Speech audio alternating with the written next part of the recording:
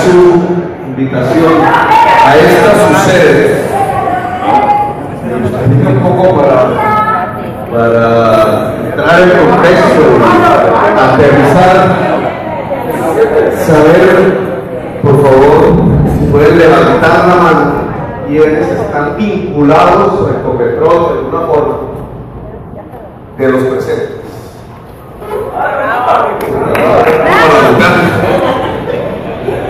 La otra mitad supongo que viene de otras expresiones de la parte de la ciudadanía.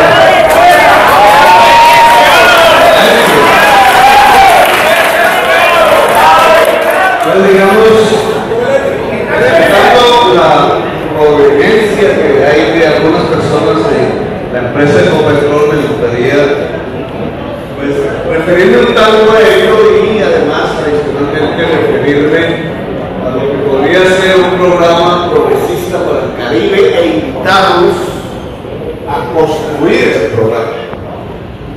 ¿Cuál sería el programa del Caribe humano? Si nos metemos en esa dinámica, tendríamos una cantidad de políticas públicas, de puntos de debate que podrían perfectamente llevarnos a ser la primera fuerza del Caribe si es que ya no sobra.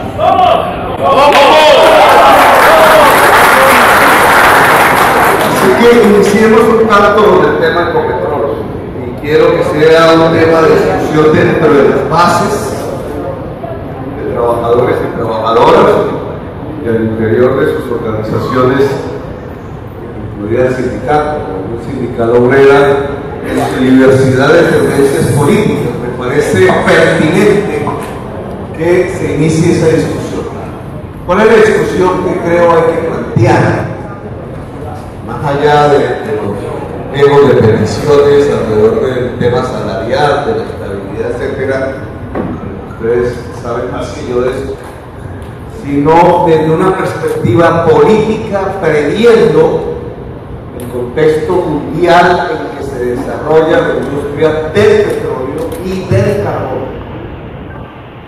Todos ustedes saben que el modelo de desarrollo, entre comillas, que no ha sido eso realmente un desarrollo, ha girado en los últimos 25 años, un cuarto de siglo por lo menos, alrededor de la tesis y de la realidad de volvernos una economía exportadora de hidrocarburos.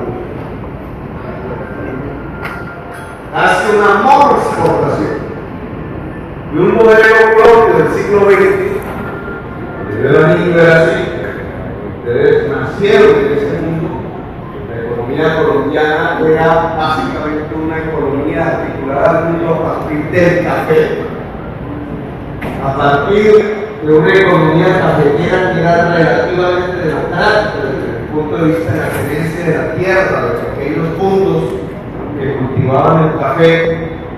Creció parte de la industria colombiana, fundamentalmente en Medellín, en Bogotá, la industria textilera, la industria de la agroalimentación se desarrolló a partir del corazón que era la economía colombiana en el café. A finales del siglo pasado, eso fue cayendo menos.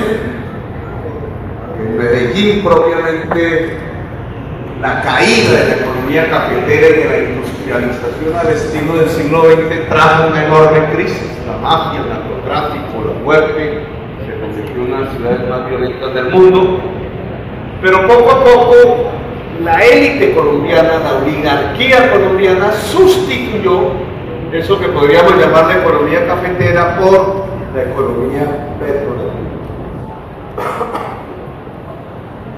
Van a disculpar que tengo de dar una conferencia en la universidad, entonces vamos casi 3 horas, entonces vamos a ver si completamos 5 horas. Este cambio de economía petrolera tiene una serie de implicaciones que yo quiero que empecemos a analizar. Encontrar petróleo es una realidad que se debe a la geología, no al trabajo humano. Mientras producir café, desde el principio hasta el final, es una actividad humana, genera muchísimos puestos de trabajo. Si se le diera valor agregado al café, generaría procesos de industrialización en cadena con multiplicidad de productores y con una enorme cantidad de puestos de trabajo, con una inversión en la economía cafetera cada vez demandaba más de saber, de investigación, de universidad, de conocimientos para poder desarrollar la industria cafetera. La industria petrolera, a diferencia, es un problema de azar, en primer lugar, que exista en un país o no, por razones geológicas de hace muchísimos millones de años, mantos de petróleo o no. El mundo se divide, desde el punto de vista petrolero, entre una pequeña cantidad de países que, por azar geológico, donde no interviene la voluntad humana ni el trabajo humano, existe petróleo, y países que no tienen petróleo. A partir de eso hay una gran diferencia, porque el trabajo alrededor del petróleo consiste en encontrarlo con una serie de técnicas y sacarlo con algún tipo de elaboración que ustedes conocen más que yo. De entrada, la economía petrolera genera muchísimos menos puestos de trabajo que la economía que teníamos alrededor del café, o que una economía basada en la agricultura y en la industria generalizada. Lo que genera la industria petrolera es una renta que depende del precio internacional del petróleo. Una renta significa una transferencia de riqueza de quienes compran ese petróleo, y será mayor si el precio internacional es más alto, que depende de los países productores si se coadigan o no, y por tanto depende de la política de los países productores, y su caída lo mismo. Colombia, por tanto, en los últimos 25 años realmente ha vivido no del trabajo, significa que no exista trabajador petrolero, muy reducido respecto a la totalidad de la sociedad, ha vivido de la renta, que aquí se llaman regalías, etcétera, transferencias que se derivan del precio internacional del petróleo, siendo que el gobierno colombiano no ha actuado en favor de hacer crecer el precio internacional del petróleo. Ahora bien, ese mundo, y es donde comienza la discusión, ha llegado a su final. Ha llegado a su final por lo que decíamos en la Universidad de Cartagena, que resulta que el petróleo y el carbón, al ser las materias primas fundamentales del capitalismo y de su acumulación de ganancia, que solo se produce o se deriva de producir más y vender más, ha ocasionado el peor problema de la humanidad hoy: el cambio climático, que asoma sus orejas en este momento.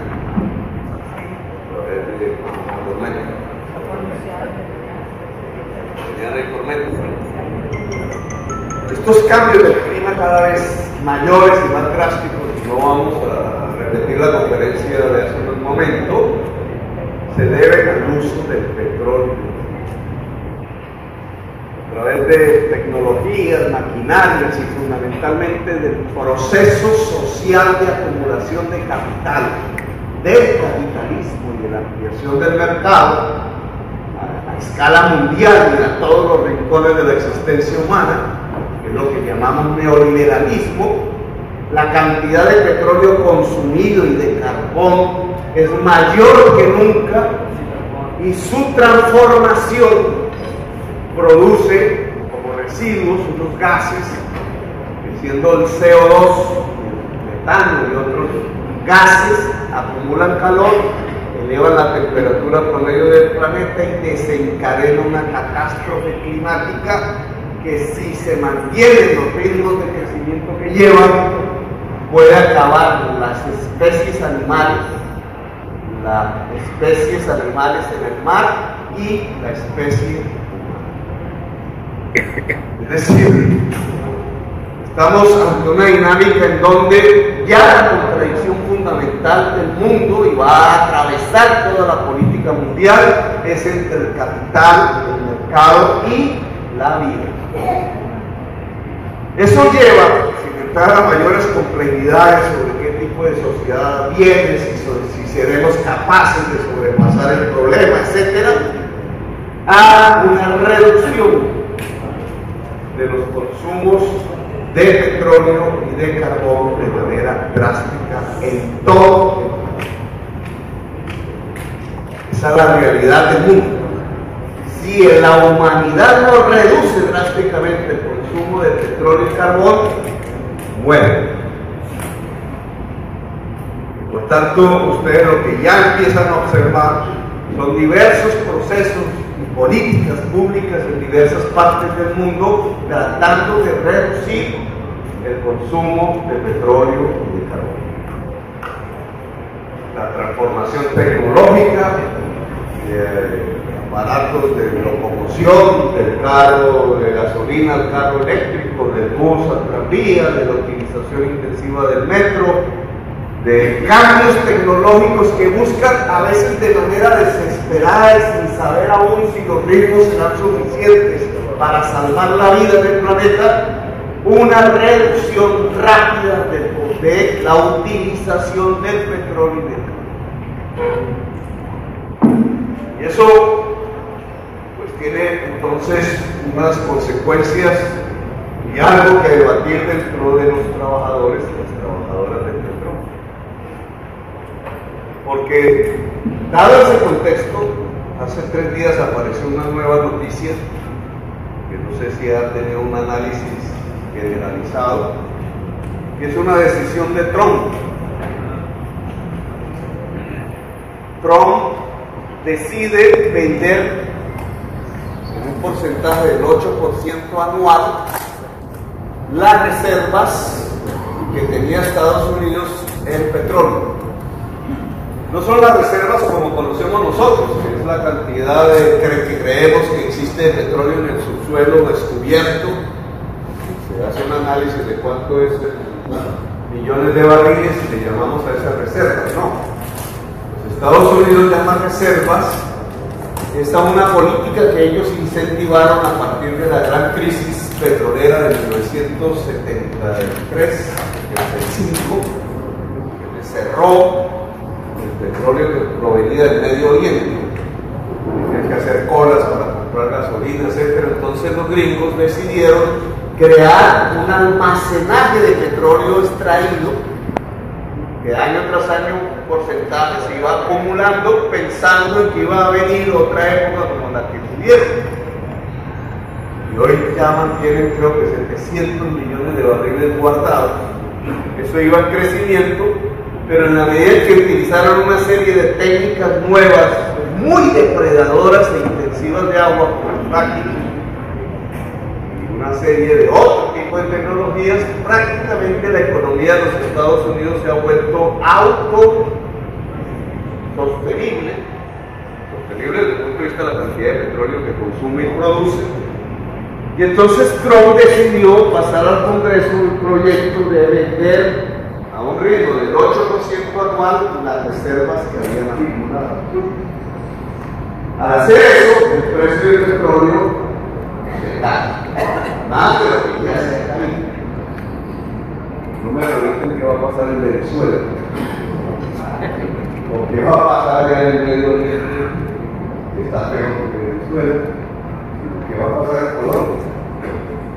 Una caída mayor del precio del petróleo de los niveles actuales, que hace una mitad de lo que teníamos hace unos años, pues va a traer aparejado una devaluación mayor del precio, un encarecimiento de los productos importados. Dado que la economía colombiana en estos 25 años decidió vivir del petróleo, pues una especie de estancamiento, sino recesión económica permanente hasta tanto no se construyó un modelo diferente al modelo que en mi opinión es parte de nuestra propuesta programática, es poder construir vivir en Colombia un proceso de industrialización sobre la base de una economía agraria democratizada y altamente productiva, que pudiera sustituir lo que ya no va a ser la economía cafetera, es cosa del pasado, pero tampoco va a ser la economía petrolera. Es decir, el contexto, dado el cambio climático y dadas las políticas concretas de los Estados Unidos, más los problemas que los mismos Estados Unidos han provocado en los países productores de petróleo, todo el Medio Oriente, la invasión de Irak, de Libia, de Siria y la crisis venezolana y al lado, el contexto en el mediano plazo es que va a haber cada vez más un desligue de la economía petrolera y de producción de carbón. Es decir, el modelo de exportación de hidrocarburos ha llegado a su final. Y entonces, en la discusión que yo propongo, las fuerzas laborales que están tanto en la industria de la minería del carbón como las que están de diferentes maneras dentro de la industria petrolera, sea esta privada o pública, se mueve el Ecopetrol, tienen que tomar estos datos y volverlos un plan de acción para proteger el mundo del trabajo que está en la industria petrolera y del carbón en Colombia. Y debe ser ya un escenario de debate, no de pliego de peticiones del año entrante, etcétera, sino de lo que nos va a pasar desde ya en los próximos 10, 20 años. Cada vez será peor en realidad que vamos a vivir. Yo he propuesto, y lo quiero dejar aquí como tema de discusión, para proteger el puesto de trabajo en una empresa como Ecopetrol, dadas las nuevas circunstancias, hay que poner en discusión el futuro de la empresa desde una perspectiva de los trabajadores y de la sociedad colombiana. Es altamente probable y va a depender de los resultados electorales del año entrante. ¿Quién gana? Va a depender de eso. Pero es altamente probable que en la oligarquía colombiana, a la cual ya Ecopetrol no le sirve como para no hablar de términos, para ordeñarla. No, la caja mayor del presupuesto que lo fue durante todos estos años. De ahí sacaron el dinero para las privatizaciones de las carreteras. De ahí sacaron el dinero para manejar un endeudamiento que se ha multiplicado por 4 en los últimos años, público, que ahora pues va a costar cómo pagarlo. De ahí sacaron para salvar EPS y la intermediación de la salud.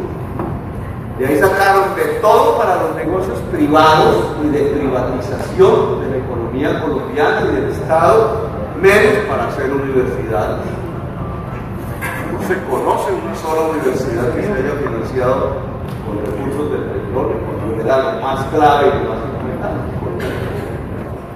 Pero la oligarquía, dado que ya no ve que Ecopetrol va a seguir cumpliendo esa función, puede proponerse privatizar, deshacerse de la empresa con una porción importante,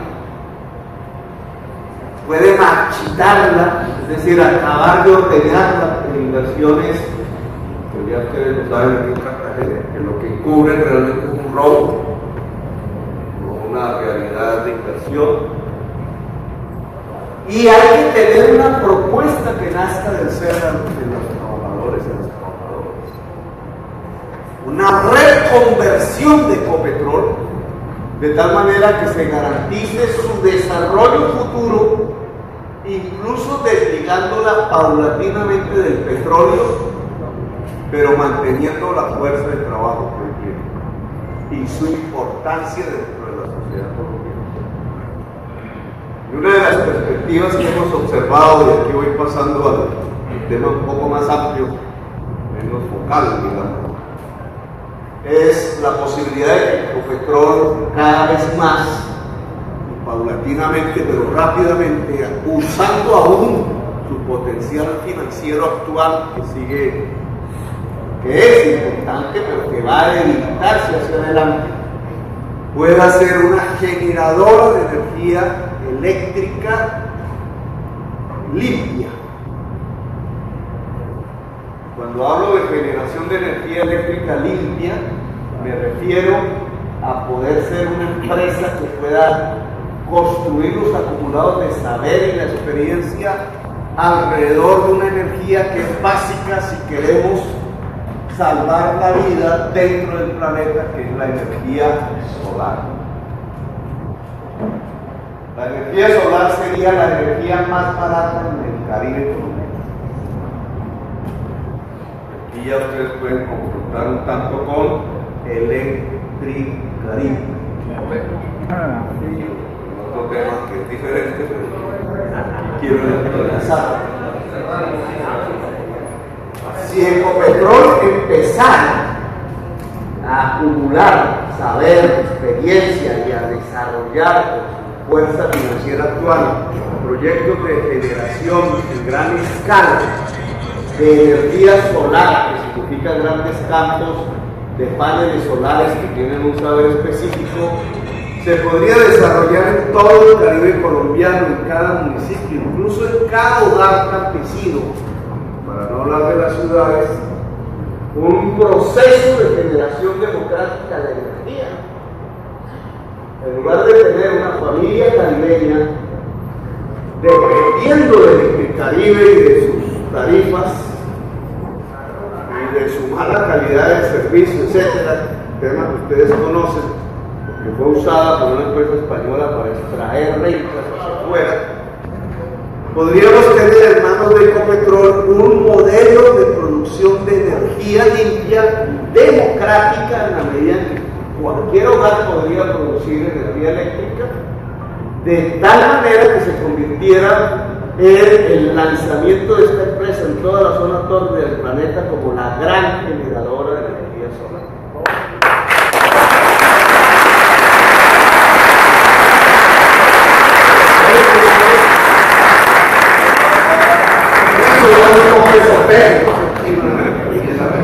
Es la realidad. Pero yo quiero, y es empecemos el debate, si Ecopetrol se va metiendo en ese camino, tiene todo el futuro por delante. Si Ecopetrol se mantiene amarrado a sacar petróleo, se le cierra el futuro. Y yo creo que, igual que en 1948, ustedes conocen la historia, fueron los trabajadores los que construyeron el inicio de la empresa, la fundación de Ecopetrol, etc. Hoy estamos en un momento parecido. Yo le llamaría reconversión para poner una palabreja, pero la reconversión de Ecopetrol para mantenerla como una empresa poderosa y central dentro del vertebramiento social de Colombia, la posibilidad es hacia las próximas décadas, depende de que seamos capaces de presionar el gobierno y el Estado, cualquiera que sea el gobernante, que venga hacia el que Ecopetrol se convierta precisamente en la principal generadora de energía solar, no solamente de Colombia, sino de quienes en todo este área del planeta que llamamos la zona tórrida tienen las mejores condiciones del mundo para producir energía eléctrica para empezando por Colombia y empezando por la región Caribe, que es la mejor región de Colombia para producir energía.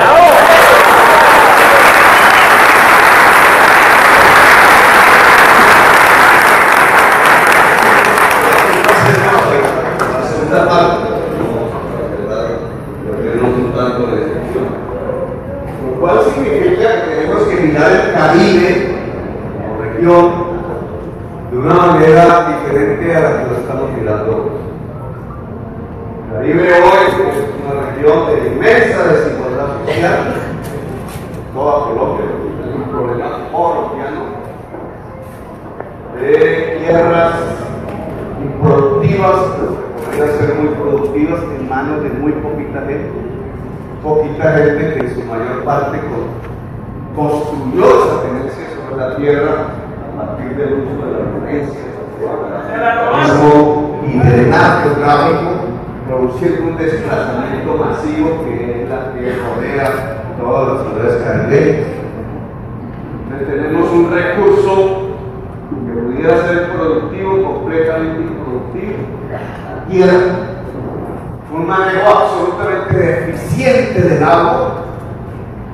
El cambio climático también va a producir una realidad, y es que tendremos momentos de enorme afluencia de agua de toda Colombia sobre el Caribe, mucho más que lo que hemos vivido hasta este momento, que terminan matando gente y arruinando tierras y inundando rancherías y ciudades, y momentos de tan altísima sequía que la tierra y el paisaje cambia drásticamente hasta convertirlo en un desierto. Ya lo hemos visto en los pasados meses. Tierras que, siendo verdes como las que hay en Sucre y Córdoba, terminan incluso vueltas casi un desierto. La desertización va a avanzar sobre nuestras tierras de esa forma. Hay que cambiar el manejo, no solamente de la energía eléctrica, sino hay que cambiar el manejo del agua en la región Caribe.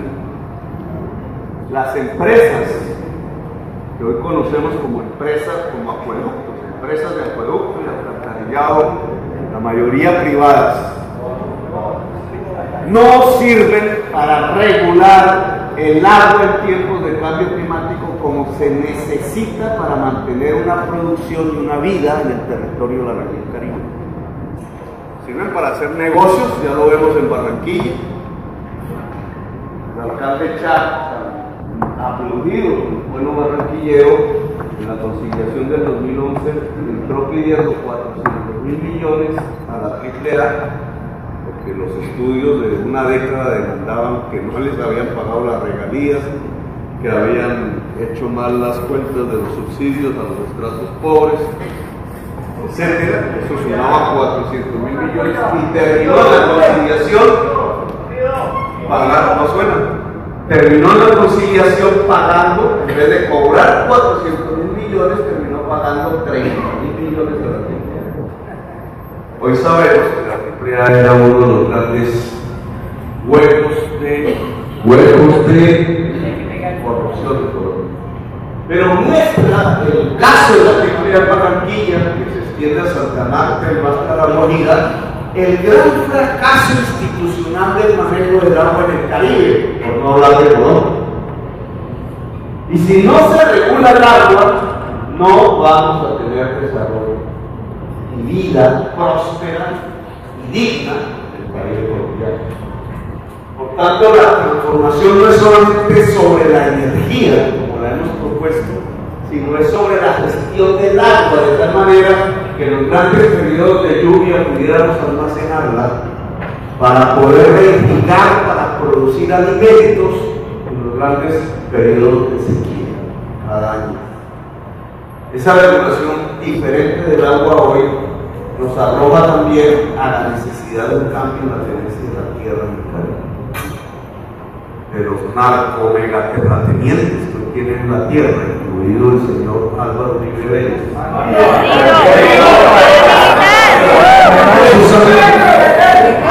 Hacia una economía de granjeros, agrarios, del pueblo caribeño sobre su tierra y sobre su agua, produciendo alimentos que posibilitarían a través de las cooperativas industriales la posibilidad de generalizar una gran agroindustria del pequeño y mediano municipio que hoy literalmente está muriendo del Caribe.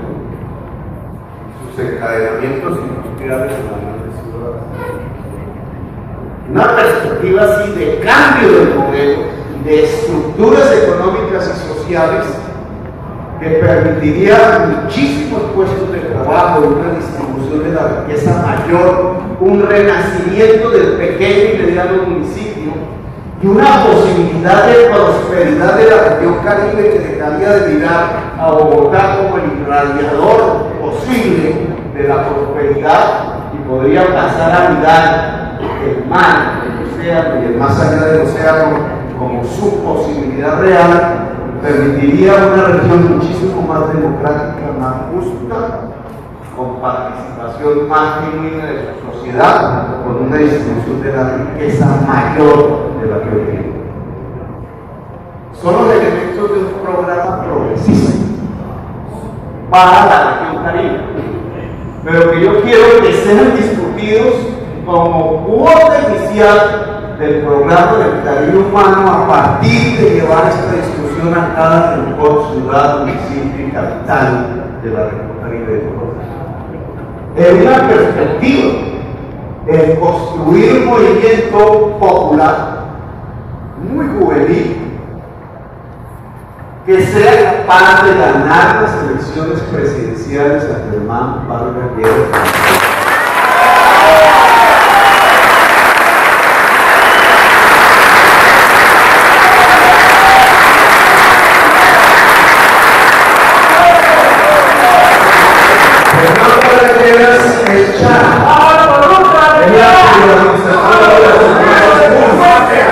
Es la utilización de lo público como negocio particular, es la continuidad de un modelo depredador desde el punto de vista de priorizar la minería y el agua para la minería, es la continuidad de una oligarquía que ya no tiene capacidad de dirigir el país, ni siquiera la posibilidad de una perspectiva democrática.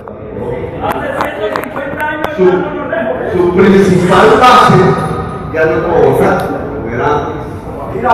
Bogotá prácticamente se desplomó por la insurgencia que hubo allí de la Bogotá humana y hoy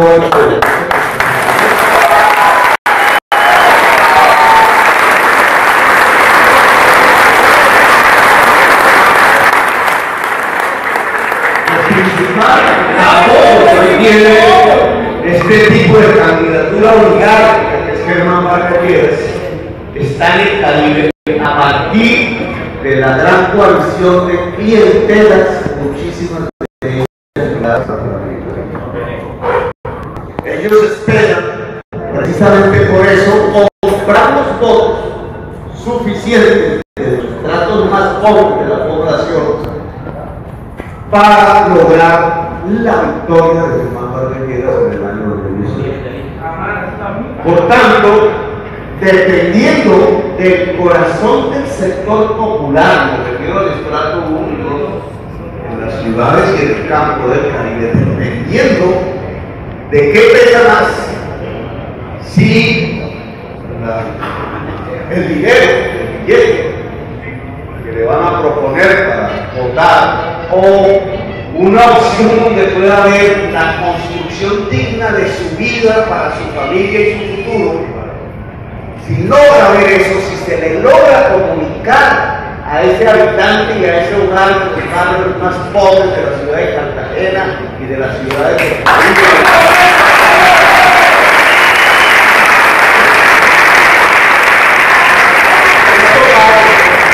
de una selección, o acepta el billete, mantiene Colombia entre las mismas roscas de privilegiados, depredando el país y conduciendo al mismo a la pobreza, o da salto y cambia el Colombia.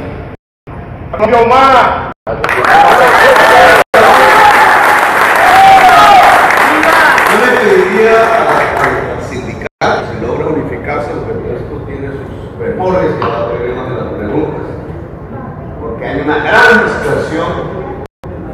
Las fuerzas democráticas y progresistas de Colombia están dispersas.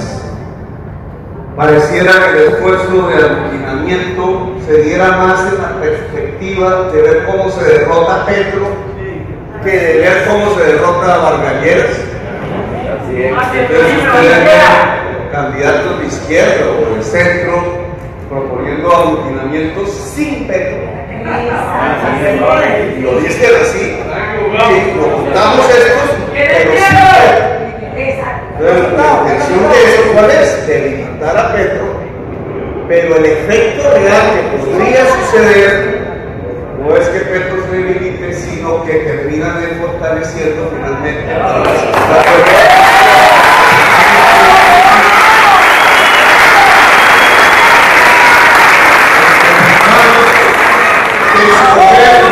Entre Bangalleras y el candidato Uribe. Ustedes se imaginan la paz, las posibilidades de partir hacia un país donde ya no nos matemos los unos a los otros, donde se pueda profundizar la democracia, donde podamos discutir estos temas que hemos hablado aquí, si la alternativa por pura división, egolatría y celos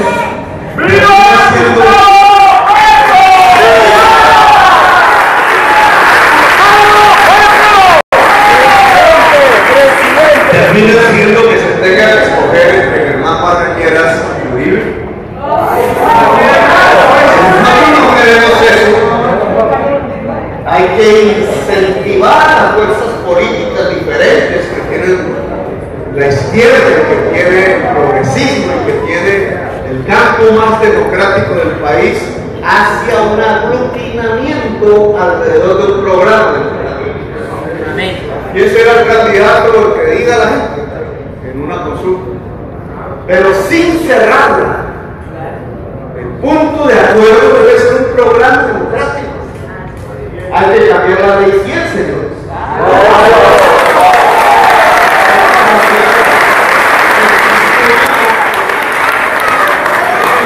Hay que priorizar la educación.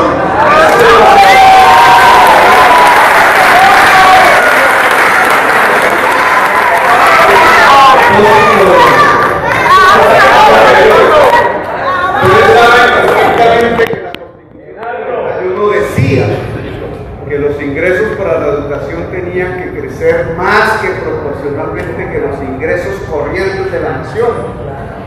La Asamblea Constituyente no se equivocó, eso es lo que cualquier padre de familia, si gana un poquito más de eso que me gano, más debe ir a la educación de mis hijos. Porque yo le estoy garantizando el futuro con esa educación, eso es el regalo y la realidad de la posibilidad de su vida.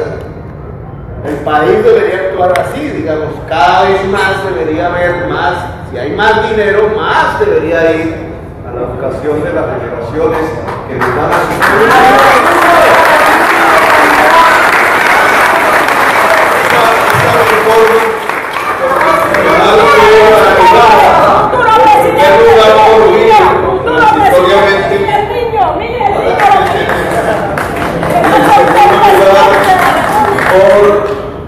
primero fue por Pastrana, después por Uribe, que la volvió permanente, y lo que hemos tenido es un proceso de decrepitud de la educación. Cada vez más estudiantes por profesor, cada vez las escuelas más desvencijadas, ningún recurso a la universidad se está cayendo a pedazos, como sucede con muchos edificios de la Universidad Nacional. Cuando nosotros llegamos a la administración de la Bogotá humana, duplicamos el presupuesto de la educación y cuadruplicamos el presupuesto de la educación.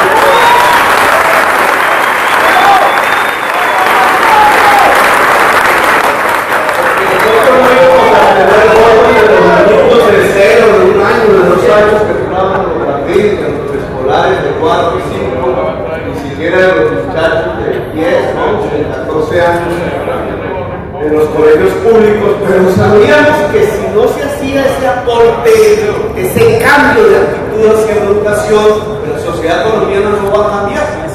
Así es. Eso que se pudo hacer, y aún con limitaciones, que aún se necesitaría más presupuesto en Bogotá para la educación, pero el hecho político de duplicar el presupuesto de la educación distrital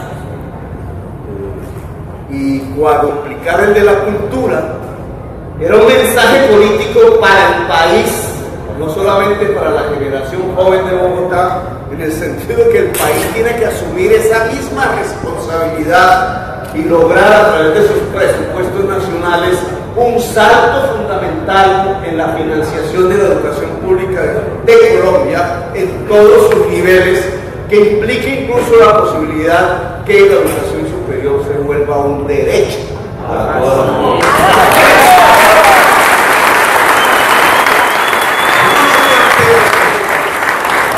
El modelo de salud, el cambio del modelo pensional, el cambio y la priorización del modelo educativo público y el cambio del modelo de desarrollo económico, como hemos hablado aquí, no se está proponiendo entonces la paz para Colombia.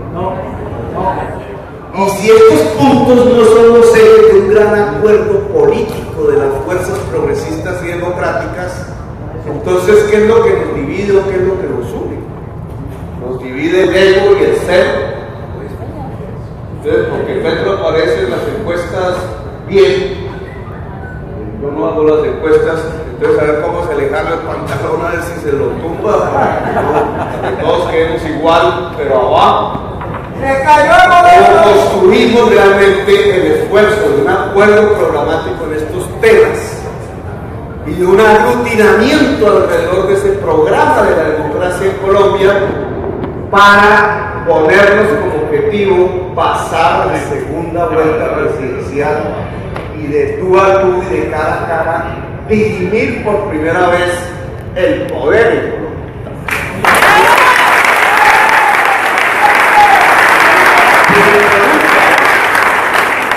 ¿Para qué quiero ser usted candidato presidencial? Yo les digo, yo no quiero ser candidato presidencial para hacerlo, para poner en mi hoja de vida que fui candidato presidencial.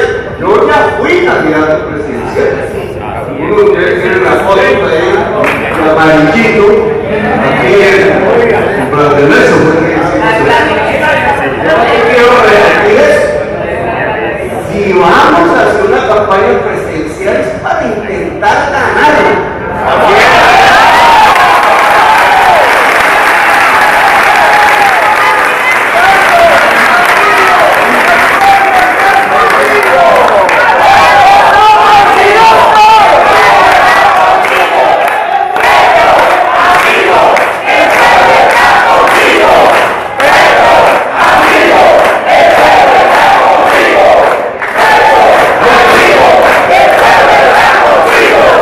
Si ganamos las elecciones, pudiéramos producir ese aglutinamiento y ganar las elecciones, a problemas se les contiene.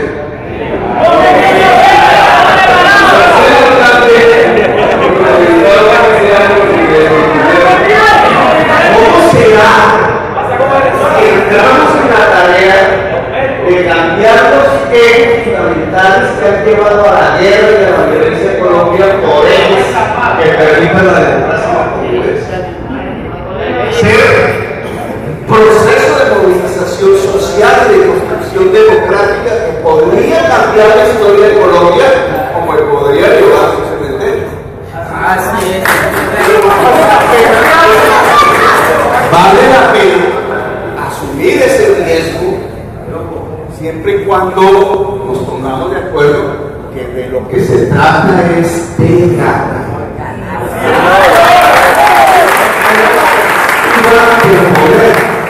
No simplemente hacer una presencia como la que ya hemos hecho por mí mismo, de constancia, de testimonio y de que sí, ahí pusimos las tesis, pero perdimos opción. Entonces, les propongo para abrir la mesa y la discusión abierta, que nos pongamos a construir la unidad problemática, la uso por el movimiento indígena, que tiene la autoridad moral para proponer, oiga señores, ya dejen de proteger, tracemos un programa hacia la unidad, en términos programáticos y en términos de selección de un único candidato o candidata de la democracia en Colombia. Y sobre esa base, sea yo, depende de la gente, o no sea yo, ayudo, nos ponemos en la tarea de ganar, de la victoria de la democracia. Si Colombia cambia, cambia América Latina, cambia el mundo.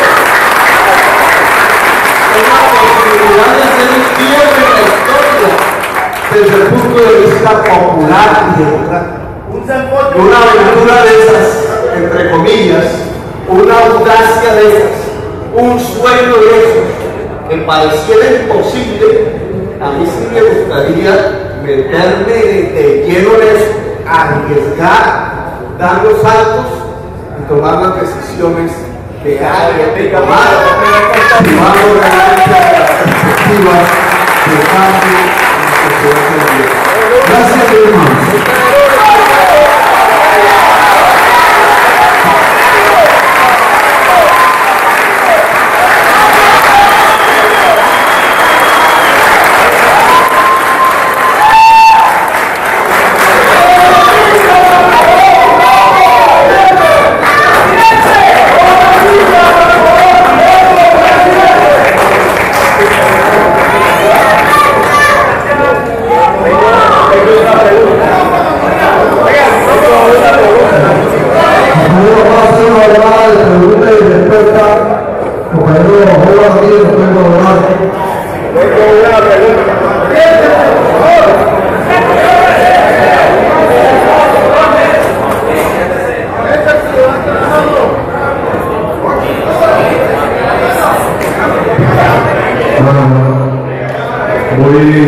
Buenas noches, compañeros. Mi nombre es Juan Ramírez, soy actualmente delegado de la Organización Sindical Obrera. Quería hacer una pregunta en cuanto al tema de la industria del petróleo. Actualmente tenemos una sociedad que vive de la industria del petróleo, miles de trabajadores que viven de la industria del petróleo, gente que está haciendo carrera medicinal proyectándose en la industria del petróleo. Inclusión de ese sector de la sociedad en el proyecto de la Revolución Urbana.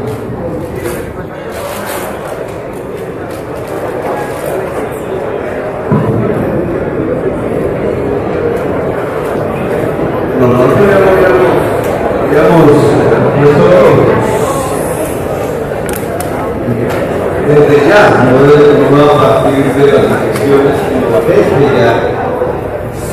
Lo que yo propongo es que los trabajadores y las trabajadoras de Ecopetrol, mediante su organización sindical y otra forma organizativa que tengan, busquen una negociación con el Estado para un plan, no de corto plazo, sino de mediano y largo plazo, de reconversión de la industria petrolera en Colombia hacia la producción, la generación de energías limpias en el país, fundamentalmente está bien propuesto. Pero creo que debe entrar en discusión en las bases y en el sindicato en general. Porque esa negociación con el Estado, independientemente de un gobierno del Estado, debe comenzar ya. Implica un cambio del plan de inversiones de la empresa.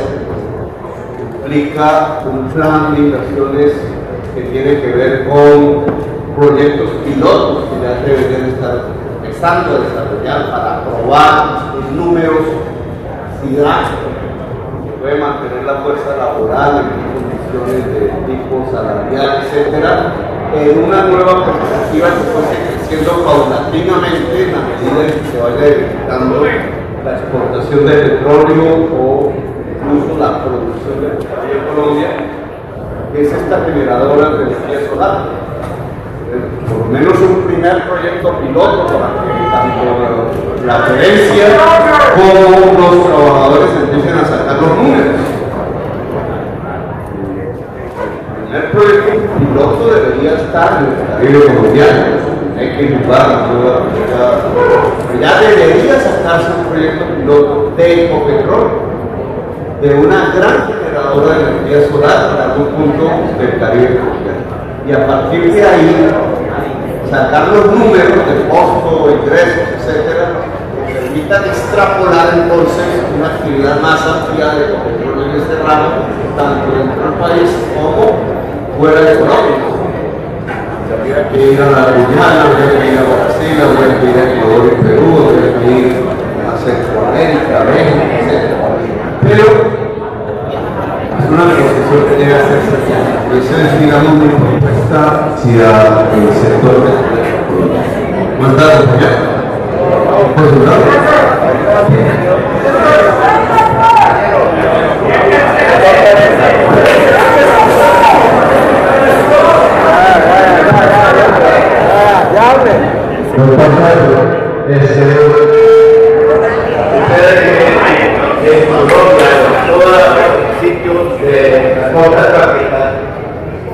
Está catalogado como las mejores tierras para la producción agrícola y es uno de los sitios que se debería construir directamente aquí en la costa atlántica, pero los terratenientes han acabado con los riesgos que existían en la costa atlántica. Desde el mar del Bajo se acabó. La doctrina se acabó. El sitio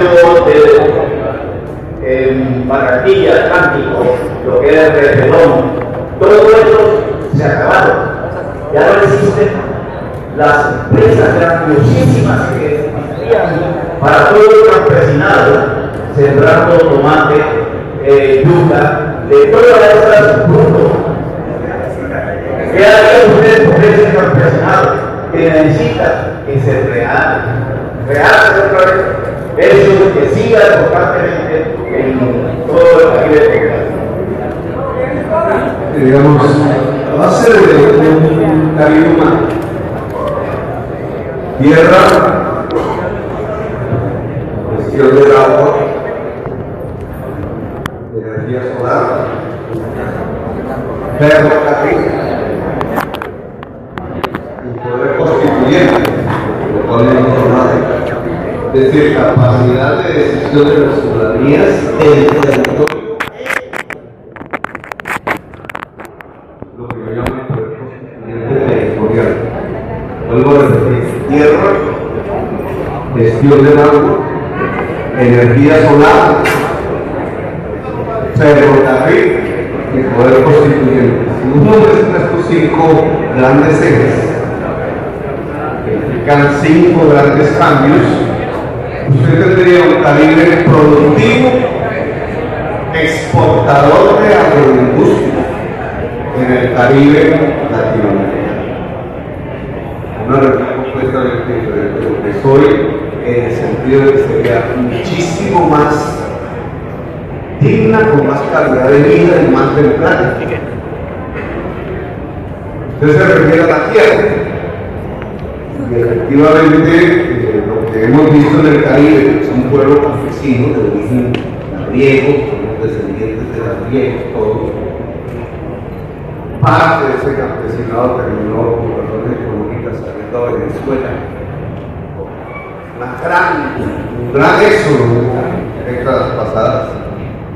Eso bajó la presión sobre la tierra, pero al final una masacre en las tierras y en los campos que terminó haciendo crecer las ciudades sin que las ciudades tuvieran capacidad de absorción laboral de toda la gente del mundo. Por eso hay una serie encadenada de problemas: desempleo, subempleo, prostitución, mafias, incremento de la violencia, homicidios.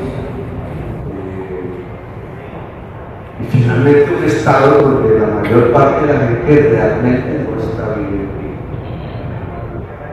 Unas élites han sido las grandes beneficiarias y hoy llegan los edificios del norte de Barranquilla y los de Boca Grande y muchos de Broma Vida Miami.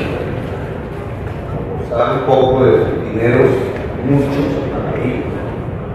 Pero toda la población de Miami, me refiero a los grandes potentados que viven en casa de 5 o 6 millones de dólares reales.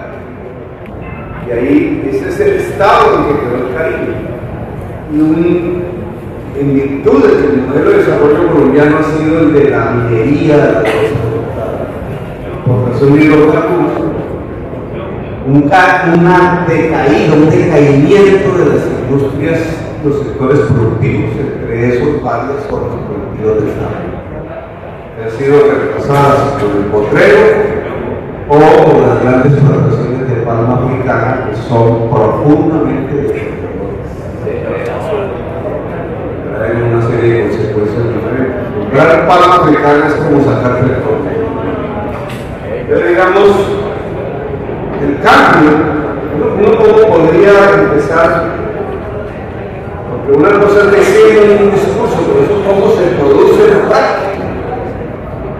O sea, ¿cómo logramos que la tierra que hoy la tienen pase a manos de campesinos que se vuelvan granjeros, pequeños, medianos empresarios, sabiendo que existe un conocimiento y un saber agrario en la costa que nos permitiría usar las tierras?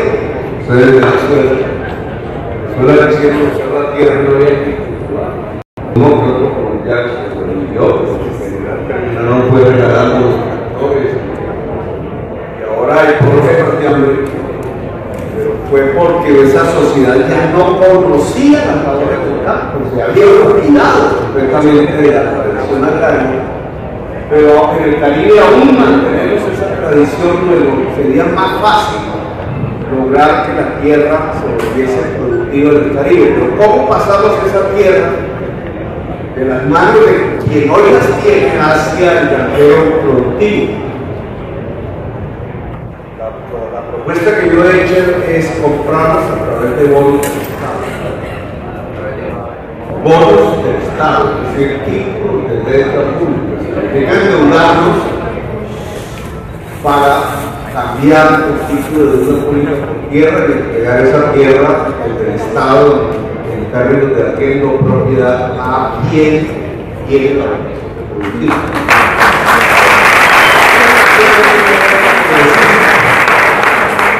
Se ha adoptado en varios países y aquí se ha intentado, pero de manera muy tímida. Es una de las primeras intenciones, y hay que escribirlo en el programa del gobierno, es comprar el latifundio colombiano títulos de deuda pública. Habrá una discusión, será el punto central del debate, ¿a qué precio? El latifundista querrá precios comerciales que son precios inferiorizados por el narcotráfico, y el Estado querrá que sea la luz magistral. Y habrá una tensión política y social al respecto, nada fácil, porque todo el uribismo se ha construido alrededor de las grandes defensas del latifundio, y el paramilitarismo se ha construido para la defensa militar del latifundio y de la caja de ahorros del narcotráfico, el lavado de tierras. Luego, cambiar esta estructura es una de las grandes transformaciones de la sociedad colombiana, volviendo a un pasado y a una tradición agraria que el país tenía, que podemos recobrar fácilmente, solo que en términos del siglo XXI. Entonces, digamos, ese mecanismo de la adquisición de la tierra vía bonos de deuda pública. Y paralelamente tendríamos que hacer un cambio en la antigua caja agraria o el banco agrario. ¿En qué sentido? La oligarquía colombiana dejó casi que es el único banco sobreviviente de carácter público, el Banco Agrario. Le quitó el nombre de caja agraria para que la mayor parte de su crédito no fuera al campesino, sino a la gran plantación. Y ahí es que se han financiado para la palma mexicana. Ya no es el banco, no es la caja agraria de los campesinos, sino es el Banco Agrario de los latifundistas.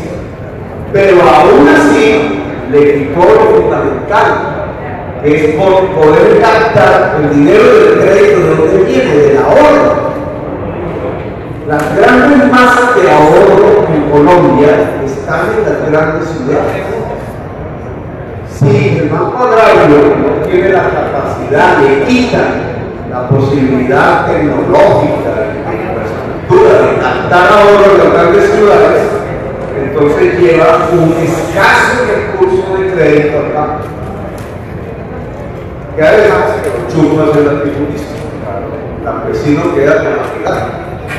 Si nosotros fortalecemos el Banco Agrario, programa, para captar ahorro en las grandes ciudades en condiciones competitivas con la banca privada, entonces una masa de ahorro urbano nos permitiría vía crédito financiar el granjero y los procesos de agroindustria con cooperativas industriales de dependencia de la Ese es el segundo elemento de una política agraria complementaria. Hay otros, entonces hay que hablar del saber, hay que hablar de la gestión del agua.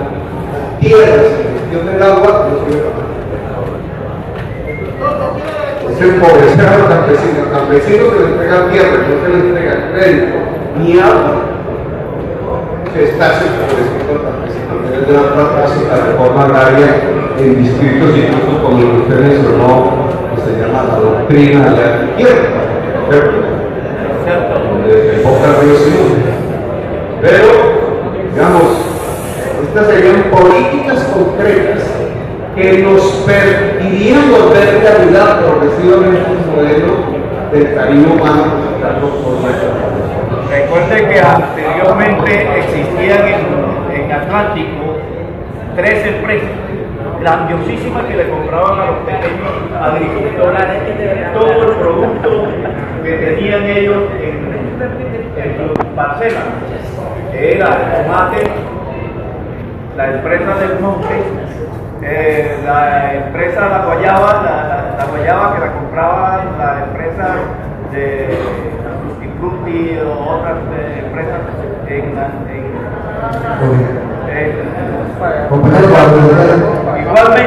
igualmente allí en María la Baja existía grandiosísimas empresas que le vendían el producto los pequeños agricultores, y sucede que eso lo acabaron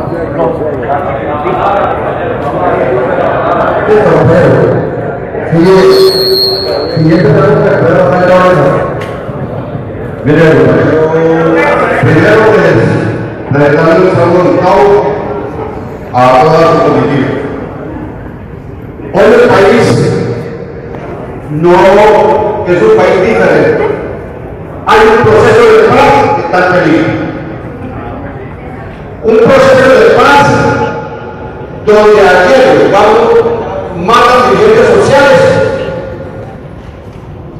como el que acaban de matar hace aproximadamente 2 horas en el Cayacá de un guerrillero que fue al infierno. Van aproximadamente del Departado del Acuerdo alrededor de 135 compañeros por fuera de las amenazas que hay. Hoy más que nunca, este país necesita de la unidad. Si no hay unidad, compañeros, no hay posibilidades de sacar el país adelante.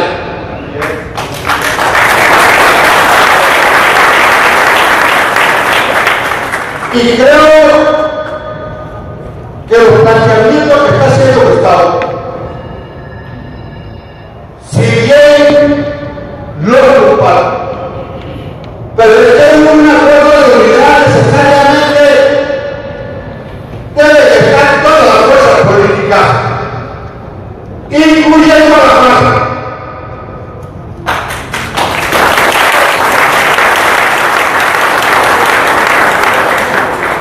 De ahí se parte el hecho que nosotros los que estamos en la base, los que hacemos parte de la diferencia organizaciones políticas, comencemos a empujar para que esa unidad de si nosotros, aún con todas las propuestas que tiene el Estado, que tenga el pueblo, que tenga los reyes, que tenga el Congreso del Pueblo, que tenga marcha patriótica, compañeros de este país, se va al fracaso. Nosotros necesitamos hoy más que nunca, Gustavo, y yo le invito a que se convierta usted en la línea de la unidad, que su vecina central sea la unidad del país, que se llame a eso, a la unidad. Y la unidad es hoy o nunca. Nosotros no podemos, compañeros, no podemos aceptar que algunos apetitos o algunos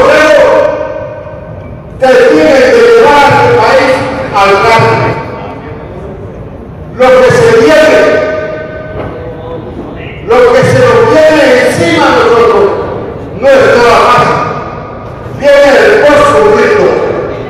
Y ningún post-conflicto ha sido suave.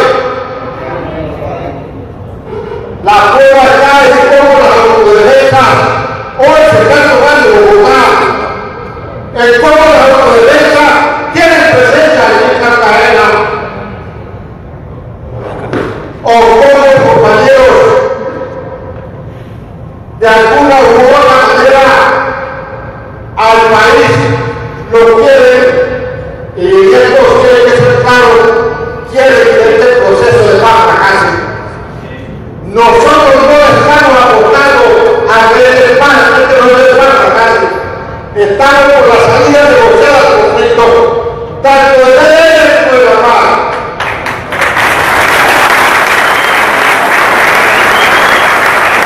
De ahí la necesidad, compañeros, la necesidad, Gustavo, de la gran conferencia nacional donde participemos todos, y completamente de acuerdo con ustedes, que sean las masas que cojan el candidato que va a llevarlo con un programa previo. Esa es la función que mantenemos nosotros, y se lo hemos dicho a nivel del pueblo, lo hemos dicho a nivel de todas las organizaciones políticas. Nosotros, como Congreso de los Pueblos, planteamos la necesidad de la unidad de este país hacia el pueblo de Colombia.